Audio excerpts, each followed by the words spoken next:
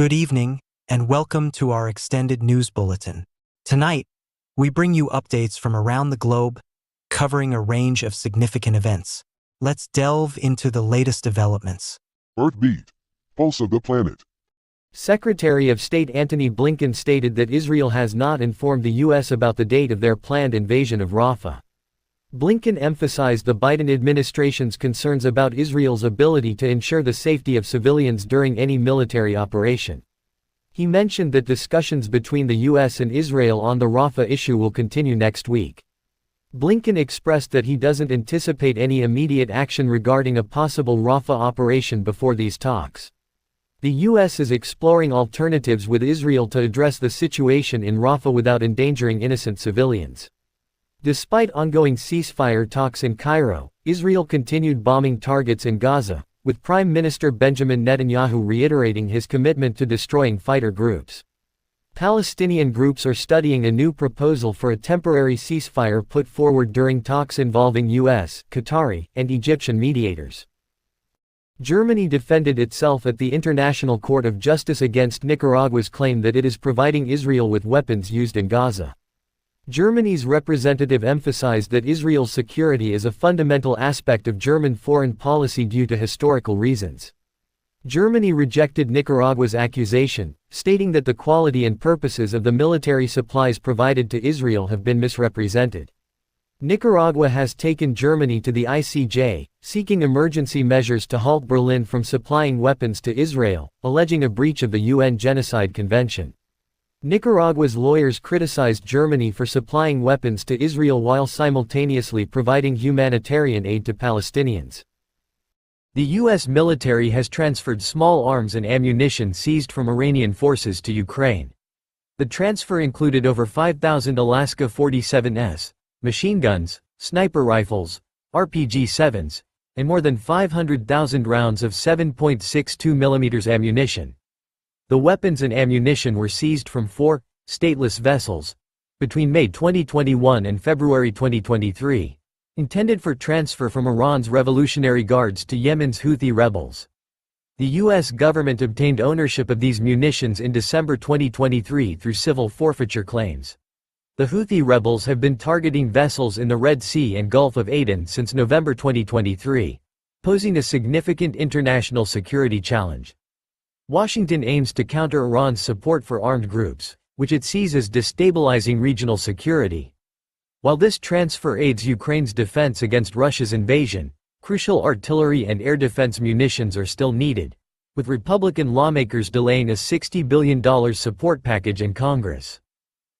Turkey has announced trade restrictions on Israel over the war in Gaza, covering products like cement, steel, and iron construction materials.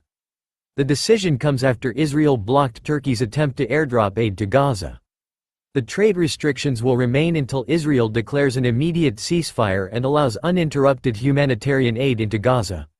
Turkey's Foreign Minister Hakan Fidan vowed reprisals against Israel for blocking the aid, which will be implemented gradually. The export measures were approved by President Recep Tayyip Erdogan. Turkey has been a vocal critic of Israel's actions in Gaza, with Erdogan referring to Israel as a terrorist state. Israel has promised to take steps against Turkey, accusing it of violating trade agreements between the two countries. The recent Israeli attack in northern Gaza resulted in the tragic death of 3 sons of Hamas leader Ismail Haniyeh, along with several of his grandchildren. The Hamas political leader, based in Qatar, condemned Israel's actions, stating that the Israeli military targeted his family members while they were visiting relatives for Eid al-Fitr. Haniyeh decried Israel's brutality in Gaza, accusing it of conducting a war of ethnic cleansing and genocide. Hamas confirmed that the 3 sons were targeted by Israel, alleging that they were Hamas military operatives. Israel, meanwhile, described the sons as militants planning terrorist activities. The ongoing conflict, which began with Hamas's attack on southern Israel, has resulted in significant casualties on both sides, with Palestinians bearing the brunt of the violence.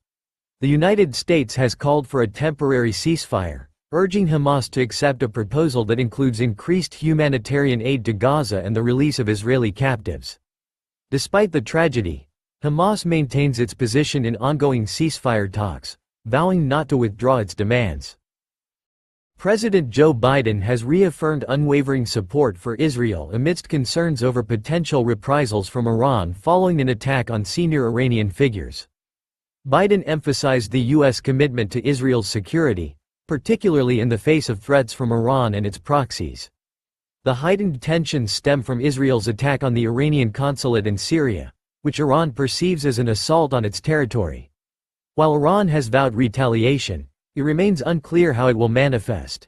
Analysts speculate potential strikes by proxies like Hezbollah rather than a direct confrontation. Meanwhile, U.S. and Israeli forces are on high alert. Biden's statement underscores ongoing support for Israel despite recent disagreements over Israel's actions in the conflict with Hamas, including calls for a ceasefire. U.S. officials aim to deter Iran from attacking Israel, signaling a robust response to any such aggression. Additionally, diplomatic efforts by regional powers seek to de-escalate tensions between the U.S., Iran, and Israel. Vietnamese Prime Minister Pham Minh Chinh has urged Viettel, a military-run telecom company, to enhance the development of the semiconductor chip industry. He emphasized the need for more efficient and diversified efforts in this sector. Vietnam aims to establish its first semiconductor fabrication plant, fab, by the end of the decade, with support from global electronics and semiconductor firms like Intel, Samsung, and Qualcomm. The government plans to provide tax incentives and establish investment funds to boost the semiconductor industry, aiming to create a self-reliant industry in Vietnam. That concludes our special report. We will continue to follow these stories as they develop. Thank you for watching. Good night. Subscribe for further updates.